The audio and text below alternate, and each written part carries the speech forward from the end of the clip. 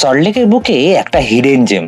লখনৌয়ের আসল নবাবী স্বাদ যদি কলকাতায় বসে পেতে চান, তবে এই রিলটা শেষ পর্যন্ত দেখুন। আজ আমরা চলে এসেছি সল্টলেকের গালাওয়াটে।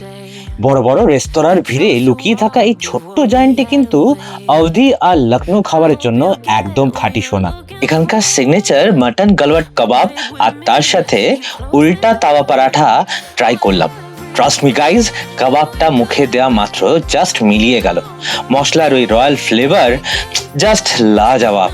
কাবাব ছাড়াও এদের বিরিয়ানির অ্যারোমা কিন্তু বেশ ভালো আর খেতেও দারুণ। আর সব থেকে বড় কথা, এত প্রিমিয়াম কোয়ালিটির নবাবী স্বাদ পাবেন একদম পকেট ফ্রেন্ডলি বাজেটে। আর এই মশলাদার নবাবী ভোজ শেষ করে আমরা মিষ্টিমুখ করতে সোজাসুজি চলে গেলাম উল্টোডাঙার ওয়াও কুলফিতে। ওফ, এদের ঠান্ডা ঠান্ডা রিচ মালাই কুলফিটা খাওয়া মাত্রই মন প্রাণ জুড়িয়ে গেল। শেষ পাতে এই ডেজার্টটা জাস্ট স্বর্গীয় অনুভূতি। কাবাব আর কুলফির এই ডেডলি কম্বিনেশন আপনাদের কেমন লাগলো কমেন্ট করে অবশ্যই জানাবেন। আর কলকাতার এইরকম আরো ফাটাফাটি ফুড ব্লগ দেখতে বা ট্রাভেল ব্লগ দেখতে বেঙ্গল রাইডারকে এখনই ফলো করুন।